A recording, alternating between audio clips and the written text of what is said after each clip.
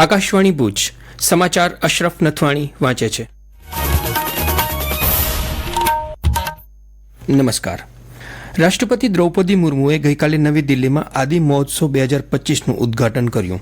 આ પ્રસંગે શ્રીમતી મુર્મુએ કહ્યું કે દેશના આદિવાસી લોકોની પરંપરાઓ અને જીવનશૈલી દેશની સંસ્કૃતિને સમૃદ્ધ બનાવે છે. તેમણે કહ્યું કે આ વર્ષના બજેટમાં આદિવાસી કલ્યાણ માટે ફાળવણી 3 ગણી કરવામાં આવી છે. આદિ મહોત્સવનો ઉદ્દેશ્ય ભારતના આદિવાસી સમુદાયોની જીવંત સંસ્કૃતિ, વારસો અને આર્થિક સંભાવનાની ઉજવણી અને પ્રદર્શન કરવાનો છે. આ મહોત્સવમાં 600થી વધુ આદિવાસી કારીગરો અને 500 કલાકારો ભાગ લઈ રહ્યા છે.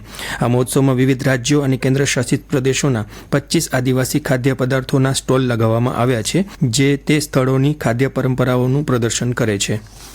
જૂનાગઢ મહાનગરપાલિકા, 68 નગરપાલિકાઓ, 3 તાલુકા પંચાયત સહિત સ્થાનિક સ્વરાજ્ય સંસ્થાઓની સામાન્ય અને પેટા ચૂંટણી માટેનું મતદાન ગઈકાલે યોજાયું. રાજ્યની કુલ 2178 બેઠકો માટે સરેરાશ મતદાન 57% નોંધાયું છે. 5000થી વધુ ઉમેદવારોનું ભાવિ ઈવીએમમાં સીલ થઈ ગયું છે.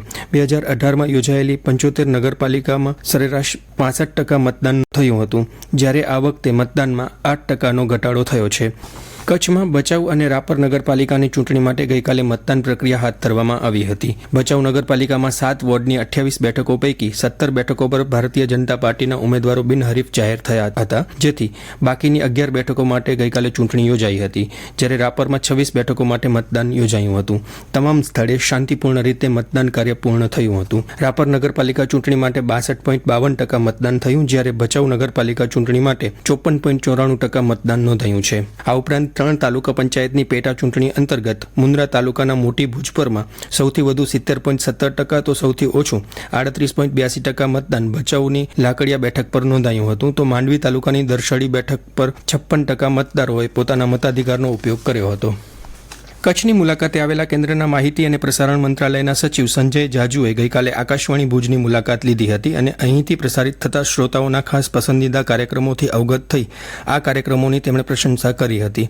તેમણે આગામી સમયમાં શરૂ થનાર એફએમનો વ્યાપ કચ્છના છેવાડાના અને સરહદી વિસ્તાર સુધી પહોંચશે તેવો આશાવાદ વ્યક્ત કર્યો હતો.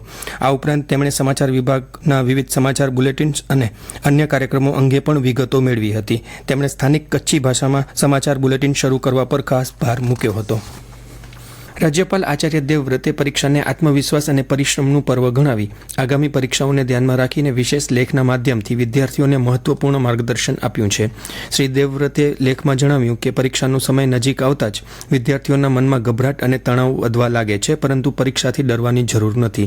તેને એક ઉત્સવ તરીકે ઉજવવી જોઈએ. પરીક્ષા તમારા જ્ઞાન અને મહેનતને પારખવાની એક પારાશીશી માત્ર છે, એક માધ્યમ માત્ર છે. પરીક્ષા તમારી ક્ષમતાનું મૂલ્યાંકન કરવાની એક પ્રણાલી છે, જેનાથી તમને ખબર પડે કે આખા વર્ષ દરમિયાન તમે કેટલું શીખ્યા અને કયા ક્ષેત્રમાં સુધારાની જરૂર છે, તેમ શ્રી દેવવ્રતે ઉમેર્યું હતું. શ્રી દેવવ્રતે વિદ્યાર્થીઓને પરીક્ષા ખંડમાં જતા પહેલા ધ્યાનમાં રાખવામાં આવતી બાબતો પણ જણાવી બિનજરૂરી બાબતોથી દૂર રહેવા પણ સલાહ આપી છે.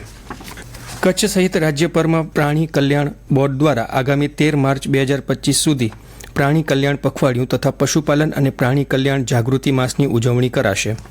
આ ઉજવણીનો પ્રારંભ ગત 14 જાન્યુઆરી 2025 કરાયો હતો, જેનો સમયગાળો વધારીને 13 માર્ચ 2025 સુધી કરવામાં આવ્યો છે. આ દરમિયાન રાજ્યભરમાં આધુનિક પશુપાલન પદ્ધતિઓ અંગે નાગરિકોમાં જનજાગૃતિ વધારવા અને પશુધનના કલ્યાણને પ્રોત્સાહન આપવા અનેક કાર્યક્રમોનું આયોજન કરવામાં આવશે, તેમ ગુજરાત પ્રાણી કલ્યાણ બોર્ડની યાદીમાં જણાવાયું છે. ક્રિકેટ. વડોદરા ખાતે રમાતી મહિલા પ્રીમિયર લીગ મેચમાં ગુજરાત જાયન્ટ્સની ટીમે યુપી વોરિયર્સ ટીમને 6 વિકેટે હાર આપી પ્રથમ જીત મેળવી હતી. ઉત્તર પ્રદેશની ટીમના 9 વિકેટના ભોગે 143 રનના જવાબમાં ગુજરાતની ટીમે 4 વિકેટ ગુમાવી 144 રન કરી મેચ જીતી લીધી હતી. આ અગાઉ મહિલા પ્રીમિયર સ્પર્ધાની પ્રારંભિક મેચમાં ગુજરાતની ટીમને બેંગ્લોરની ટીમ સામે હાર ખમવી પડી હતી. અને આ સાથે સમાચાર બુલેટિન પૂરું થયું. નમસ્કાર.